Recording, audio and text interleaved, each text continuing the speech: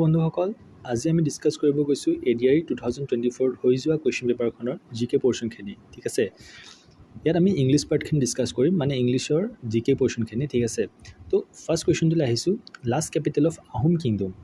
Friends, ইয়াৰ উত্তৰটো হ'ব যোৰহাট। ঠিক আছে, আৰু চৰাইদেউ হ'ব ফাৰ্ষ্ট কেপিটেল, এইটো কথা মনত ৰাখিব। ছেকেণ্ড কুৱেশ্যনটো হৈ গ'ল, শ্ৰীমন্ত শংকৰদেৱৰ আয়েকৰ নাম কি আছিলে? ইয়াৰ উত্তৰটো হ'ব খেৰসুতি। ফ্ৰেণ্ডছ, আমি যিমান পাৰোঁ জল্দি আমি এইখন পেপাৰ ছল্ভ কৰিব চেষ্টা কৰিম। ইয়াৰ উপৰিও আমি ইংলিছ আৰু অংক আৰু ৰিজনিং সেইখিনিও আমি আপলোড কৰিম। আপোনালোকে চেনেলটো ছাবস্ক্ৰাইব কৰি ল'ব আৰু ভিডিঅ'টো শেষলৈকে চাব। থাৰ্ড কুৱেশ্যনটো হৈ গ'ল, লায়ন অফ মাইচুৰ বুলি কাক কোৱা হয়? ইয়াৰ উত্তৰটো হ'ব টিপু চুলতান। ফ'ৰ্থ কুৱেশ্যনটো হৈ গ'ল, জালিয়ানৱালা বাগ আমাৰ ভাৰতৰ কোনখন ৰাজ্যত আছে? যদি অপশ্যনটো আপোনাৰ অমৃতসৰ থাকিলেহেঁতেন তেতিয়াহ'লে উত্তৰটো অমৃতসৰ হ'লহেঁতেন, কিন্তু যিহেতু পাঞ্জাৱ আছে আৰু অমৃতসৰখন পাঞ্জাৱতে আছে, সেইকাৰণে ইয়াৰ উত্তৰটো পাঞ্জাৱ হ'ব। ঠিক আছে, সেইকাৰণে বন্ধুসকল অপশ্যন এটো শুদ্ধ হ'ব। 5 নম্বৰ প্ৰশ্নটো হৈ গ'ল, ৱৰ্ল্ড ৱাৰ 2 সময়ত এক্সিছ গ্ৰুপত থকা কোনকেইখন দেশ আছিলে মানে? তো আমি চবেই গম পাওঁ যে ৱৰ্ল্ড ৱাৰ 2, ঠিক আছে, আপোনাৰ এক্সিছ আৰু এলাইড গ্ৰুপৰ মাজত হৈছিলে। আৰু এক্সিছ গ্ৰুপত আছিলে আপোনাৰ জাৰ্মানী আছিলে, ইটালী আছিল আৰু জাপান। যিহেতু অপশ্যনত জাপান আছে, সেইকাৰণে ইয়াৰ অপশ্যনটো জাপান হ'ব। আৰু এটা কথা মন কৰিব বন্ধুসকল, এলাইড গ্ৰুপত কোন কোন আছিলে? এলাইড গ্ৰুপত আছিলে USA, UK, ৰাছিয়া আৰু ফ্ৰান্স। ঠিক আছে, 6 নম্বৰ প্ৰশ্নটো হৈ গ'ল, ruins of Angkor Wat are in which country? সেইটো ইয়াৰ অপশ্যনটো হ'ব ফ্ৰেণ্ডছ কেম্বোডিয়া। আৰু এটা কথা মন কৰিব, আংকোৰ ৱাট হৈ গ'ল বিশ্বৰ দ্বিতীয়তম চবতছে মানে বৃহৎ হিন্দু মন্দিৰটো আংকোৰ ৱাটতে পোৱা যায়। ঠিক আছে, চবতছে ডাঙৰ হিন্দু মন্দিৰটো পোৱা যায় পশুপতি, নেপালত। ঠিক আছে, হিন্দু মন্দিৰটো পশুপতি, সেইটো নেপালত পোৱা যায়। আৰু ছেকেণ্ডটো হৈ গ'ল আংকোৰ ৱাট, যোনখন কেম্বোডিয়াত পোৱা যায়। এইটো কথা ভৱিষ্যতৰ কাৰণে মনত ৰাখি থ'ব। 7 নম্বৰ প্ৰশ্নটো হৈ গ'ল, অসমে কোনকেইখন দেশৰ লগত ইণ্টাৰনেশ্যনেল বাউণ্ডেৰী শ্বেয়াৰ কৰে? ইয়াৰ উত্তৰটো চবে জানিবই লাগে, বাংলাদেশ হ'ব আৰু ভূটান হ'ব।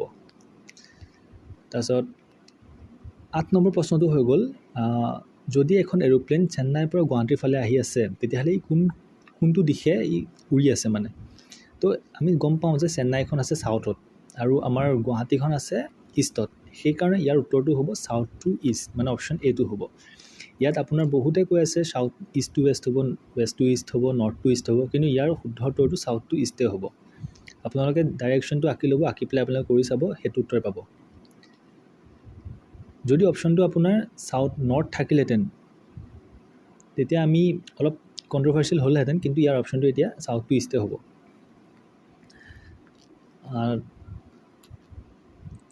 What is the westernmost state of India? চবতছে পশ্চিমত থকা আমাৰ ৰাজ্যখন কোনখন? ইয়াৰ উত্তৰটো হ'ব গুজৰাট। বন্ধুসকল কমেণ্ট কৰি জনাবচোন আপোনালোকে যে চবতছে ইষ্টত থকা, নৰ্থত থকা আৰু ছাউথত থকা ষ্টেট কোনকেইখন? 10 নম্বৰটোৰ উত্তৰ হ'ল, which of the following peak does not belong to হিমালয়াছ?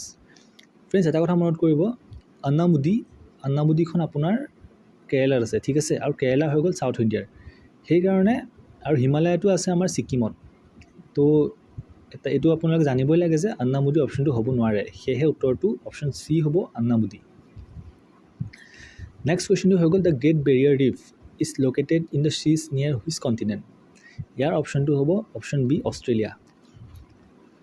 Which of the following is a mountain range of South America? ইয়াৰ অপশ্যনটো হ'ব এণ্ডিছ। ঠিক আছে, আৰু ফ্ৰেণ্ডছ এণ্ডিছ পোৱা যায় ছাউথ আমেৰিকাত। ইয়াৰ উপৰিও এল্পছটো পোৱা যায় ইউৰোপত, তাৰপিছত কাৰাকোৰামটো পোৱা যায় এছিয়াত, আৰু ককাছাছটো পোৱা যায় এছিয়া আৰু ইউৰোপৰ মাজত। ঠিক আছে, মানে দুইখন দেশতে পোৱা যায়, দুইখন মহাদেশতে পোৱা যায় ককাছাছটো। 13 নম্বৰ প্ৰশ্নটো হৈ গ'ল, the giant waves caused by volcanic eruption or earthquake under the sea are known as? ইয়াৰ অপশ্যনটো হ'ব tsunami. Question number 14, who is the chairman of Rajya Sabha? এইটো আপোনালোকে চবেই জানিবই লাগে, ইয়াৰ অপশ্যনটো হ'ব দ্য ভাইচ প্ৰেছিডেণ্ট। ঠিক আছে, চেয়াৰমেন অফ লোকসভা সুধিলে হ'ব আপোনাৰ the speaker of the Lok Sabha. ঠিক আছে, এইটো কথা মনত ৰাখিব। Who administers the oath of office to the president of India? President of ইণ্ডিয়াক আপোনাৰ শপত গ্ৰহণ কোনে কৰায়? ইয়াৰ অপশ্যনটো হৈ গ'ল the option C the chief justice of the supreme court. 16 number প্ৰশ্নটো হৈ গ'ল ইয়াৰ কোনকেইটা বাদ্যযন্ত্ৰ আপোনাৰ বাঁহেৰে নিৰ্মিত। ইয়াৰটোতো চবেই জানিবই লাগে, টকাটো আমি চবেই গম পাওঁ, টকাটো যিহেতু বাঁহেৰে নিৰ্মিত সেইকাৰণে অপশ্যন ডি হ'ব। টকলাই টি ৰিচাৰ্চ চেণ্টাৰ ক'ত পোৱা যায়? ইয়াৰ উত্তৰটো হৈ গ'ল যোৰহাট। 18 নম্বৰ প্ৰশ্নটো হৈ গ'ল গীতা প্ৰেছ আপোনাৰ কোনখন ৰাজ্যত অৱস্থিত? ইয়াৰ উত্তৰটো হৈ যাব উত্তৰ প্ৰদেশ। আৰু এটা কথা মন কৰিব, গীতা প্ৰেছে ৰিচেণ্টলি 2023 গান্ধী পিছ প্ৰাইজ এৱাৰ্ডটো পাইছিলে, ঠিক আছে। এইটো কেতিয়াবা প্ৰশ্নত আহিব পাৰে, সেইটো কাৰণে মনত ৰাখি থ'ব। 19 নম্বৰ প্ৰশ্নটো হৈ গ'ল an hour during the day session when question issues may be raise without prior notice in the Indian parliament is called as, এইটো হ'ব 0 আৱাৰ। 20 নম্বৰ প্ৰশ্নটো হৈ গ'ল who is the chairman of NITI Aayog? নীতি আয়োগৰ চেয়াৰমেন হৈ গ'ল প্ৰাইম মিনিষ্টাৰ। আপোনালোকে মোক কমেণ্ট কৰি জনাব নীতি আয়োগৰ ভাইচ চেয়াৰমেন কোন হয় আৰু চিফ এক্সিকিউটিভ অফিচাৰ কোন হয়। 21 নম্বৰটো হৈ গ'ল নুমলীগড় ৰিফাইনেৰী কোনখন ডিষ্ট্ৰিক্টত আছে? আপোনালোকে চবেই গম পায়, এইটো যোৰহাট হ'ব। যোৰহাট নহয়, গোলাঘাট হ'ব। 22 নম্বৰ প্ৰশ্নটো হৈ গ'ল the international Kullu Dussehra festival is celebrated in which state? ইয়াৰ উত্তৰটো হৈ যাব হিমাচল প্ৰদেশ। 23 নম্বৰটো হৈ গ'ল the Bering Strait separates which two land masses? ইয়াৰ উত্তৰটো হ'ব USA and Russia. Who wrote the lyrics of Alakananda song by Shankuraj Konwar? এইটো এটা বহুত কণ্ট্ৰভাৰ্চিয়েল কুৱেশ্যন আছিলে, হ'লেও ইয়াৰ উত্তৰটো কৈছোঁ। ইয়াৰ উত্তৰটো হ'ব friends Maitri Patar, option D. The real name of crime thriller writer Ranju Hazarika? ইয়াৰ অপশ্যনটো হ'ব option D Kumud Chandra Hazarika. 26 number প্ৰশ্নটো হৈ গ'ল শান্তশিষ্ট হৃষ্টপুষ্ট মহাদুষ্টৰ কিতাপখন কোনে লিখিছিলে? উত্তৰটো হ'ব Bhabendranath Saikia, option C. 27 number প্ৰশ্ন কাঞ্চীপুৰম চাৰি কোনখন ৰাজ্যৰ হয়? ই হ'ব তামিলনাডুৰ, অপশ্যন বি। 28 নম্বৰ হৈ গ'ল who is the famous painter? Option A হ'ব এইটো ভিনচেণ্ট ভেন গগ। 29 নম্বৰটো হৈ গ'ল নয়নমণি শইকীয়া আৰু তানিয়া চৌধুৰী কোনকেইটা খেলৰ সৈতে জড়িত মানে? ইয়াৰ উত্তৰটো হৈ যাব লন বল, ঠিক আছে। আৰু ৰিচেণ্টলি তেখেতসকল নিউজত আছিলে, এইটো মন কৰি যাব। 30 নম্বৰ প্ৰশ্নটো হৈ গ'ল আইডেণ্টিফাই দ্য বেডমিণ্টন প্লেয়াৰ। তো বন্ধুসকল চাব যে দীপা কৰ্মকাৰ হৈ গ'ল জিমনাষ্টিকৰ, ঠিক আছে। ছানিয়া মিৰ্জা আৰু লিণ্ডাৰ পিছ ইহঁত হৈ গ'ল টেনিছ প্লেয়াৰ। আৰু থাকিলে অপশ্যন বি টু পুলেলা গোপীচন্দ, ই হৈ গ'ল আপোনাৰ বেডমিণ্টন খেলুৱৈ। তো অপশ্যন বি টু হ'ব। 31 নম্বৰ প্ৰশ্নটো হৈ গ'ল in which sport India did not win A medal in 2020 Olympics? চাওক বন্ধুসকল, বক্সিঙতো পাইছিলে আপোনাৰ লাভলীনা বৰগোহাঁই পাইছিলে অসমৰ জীয়ৰী। অপশ্যন বি টু ৱেইট লিফটিঙত পাইছিলে আপোনাৰ মীৰাবাই চানু, মণিপুৰৰ আছিলে তাই। অপশ্যন ডি টু হৈ গ'ল ৰেচলিঙত বজৰং পুনিয়াই পাইছিলে। কিন্তু অপশ্যন চি টেকণ্ডোত কোনেও পোৱা নাছিলে, সেইকাৰণে অপশ্যন চি টু হ'ব, ঠিক আছে। ইয়াৰ অপশ্যন এই 28টো কুৱেশ্যন নম্বৰ 28টো ইমান ভিজিবল নহয়, হ'লেও মই কৈ দিছোঁ যে আপোনাৰ ডায়মণ্ড লীগ কোনটো কি খেলৰ সৈতে জড়িত? ইয়াৰ অপশ্যনটো হ'ব option D track and field event. 33 number প্ৰশ্নটো হৈ গ'ল ইনকাৰেক্টলি মেটছ প্লেয়াৰকেইটা আমি উলিয়াব লাগে। তো চাওক টাইগাৰ উডছ গল্ফৰ সৈতে জড়িত, এইটো শুদ্ধ। বিজৰ্ণ বৰ্গ লন টেনিছৰ সৈতে জড়িত, ইও শুদ্ধ। ক্ৰিষ্টিয়ানো ৰনাল্ডো ই ফুটবলৰ সৈতে জড়িত, আমি চবেই গম পাওঁ। আৰু অপশ্যন এ হৈ গ'ল ষ্টিফেন এডবাৰ্গ, ক্ৰিকেটৰ সৈতে নহয় ফ্ৰেণ্ডছ, ই হৈ গ'ল আপোনাৰ টেনিছৰ সৈতে, সেইকাৰণে অপশ্যন এটো হ'ব, ঠিক আছে। 34 কুৱেশ্যনটো হৈ গ'ল নেশ্যনেল ৱাৰ মেমৰিয়েল ক'ত আছে? এইখন আপোনাৰ ৰাজগড় আছে, যোনখন নিউ দিল্লীত পোৱা যায়, সেইটো কাৰণে অপশ্যন বি টু হ'ব। কুৱেশ্যন নম্বৰ 35 মিছন বসুন্ধৰা কিহৰ সৈতে জড়িত? অপশ্যন চি হ'ব land records and land revenues. 36 question নম্বৰটো হৈ গ'ল which of the following organisation is not in the business of commercial vehicle? এইটো হৈ যাব অপশ্যন এ লাৰ্চেন এণ্ড টাৰ্বো। 37 if the pH of liquid is 5 then the liquid is, এইটো হৈ যাব আপোনাৰ উইকলি এচিডিক হ'ব, চ' অপশ্যন ডি হ'ব, কিন্তু উইক এচিডিক হ'ব, ঠিক আছে। সেইটো কাৰণে অপশ্যন ডি টু হ'ব। 38 হৈ গ'ল who is the vice president of India as on 1 January 2024? ইয়াৰ অপশ্যনটো হৈ যাব জগদীপ ধনকাৰ। 39 হৈ গ'ল which of the following belongs to class 1 category of lever? ইয়াৰ অপশ্যনটো হৈ যাব চিজাৰ, ঠিক আছে, অপশ্যন এ।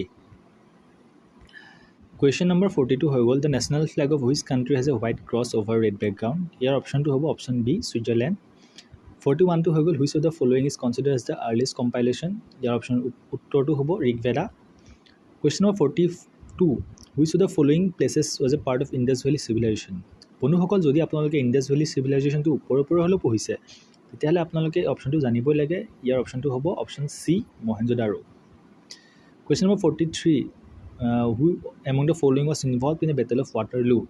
যদি আপোনালোকে ৱৰ্ল্ড হিষ্ট্ৰী পঢ়িছিলে তেতিয়াহ'লে এইটো প্ৰশ্ন পাৰিব লাগে। ৱাটাৰলু বেটেলটো আপোনালোকে নেপোলিয়ন বোনাপাৰ্টে ফাইট কৰিছিলে, সেইটো কাৰণে অপশ্যন এ হ'ব। অপশ্যন নম্বৰ 44, ভৈৰৱকুণ্ডত is a trijunction of which of the following. এইটো চবে জানিবই লাগে হয়, এইটো আপোনাৰ তেজপুৰত পোৱা যায় ভৈৰৱকুণ্ড। অপশ্যন বিটো হ'ব আছাম, ভূটান আৰু অৰুণাচলৰ ট্ৰাইজংচন পোৱা যায়, ঠিক আছে। 44, এতিয়া আমি হৈ গ'লোঁ 45ত, which of the following is generally salty in taste. এইটোতো আপুনি সাগৰীয় পানী হ'ব, চবেই গম পায়, option D. Question number 46, which of the following mountain ranges is in the north east India. এইটো হ'ব option A Barail ranges. Question number 47, which of the following statement is incorrect. ইয়াত আছে অপশ্যনত Lakshadweep is a union territory of India, এইটোতো শুদ্ধ হয়। আন্দামান নিকোবাৰো হয়, পুডুচেৰীও হয়, কিন্তু মালদ্বীপছটো আমাৰ ভাৰতবৰ্ষত নায়েই, ঠিক আছে, ভাৰতৰ বাহিৰত আছে, এখন বেলেগ এখন দেশ হয়, সেইটো কাৰণে এইটো অপশ্যনটো বি হ'ব। আৰু আপোনালোকে মোক এটা কমেণ্ট কৰি জনাবচোন যে মালদ্বীপছৰ বৰ্তমান প্ৰাইম মিনিষ্টাৰ কোন হয় আৰু মালদ্বীপছৰ কেপিটেল কি হয়, ঠিক আছে। Question number 48, the equator, the tropic of Capricorn and the tropic of Cancer passes to which continent. এইটো হ'ব option D Africa.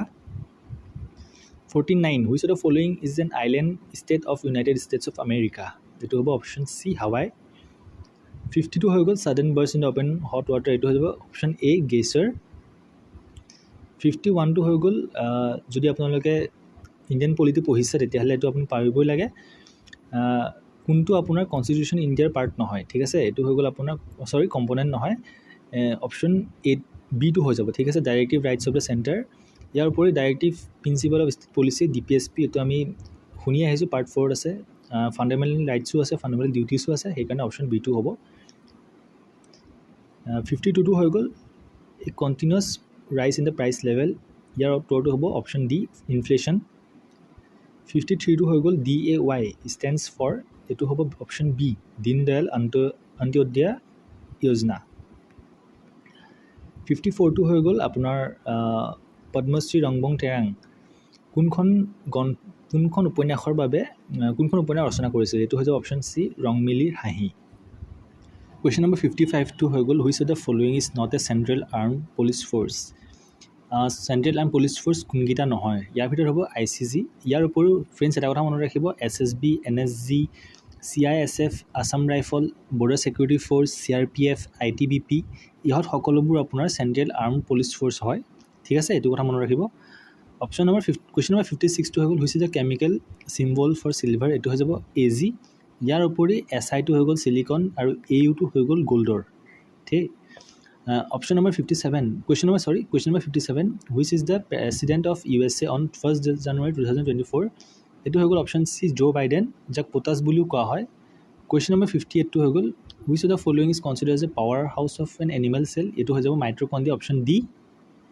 Question number 59, which of the following countries does not have a sea shore. এইটো হৈ যাব option B Afghanistan. Question number 60টো হৈ গ'ল, the world largest island Greenland is located in which of the following country. এইটো হৈ যাব option এ Denmark. ঠিক আছে বন্ধুসকল, আজিলৈ ইমানেই আছিলে। যদি আপোনালোকে ভিডিঅ'টো চাই ভাল পালে ভিডিঅ'টো শ্বেয়াৰ কৰি দিব, আৰু আপোনালোকে কিমান স্ক'ৰ কৰিলে কমেণ্ট কৰি জনাবলৈ নাপাহৰিব। ধন্যবাদ।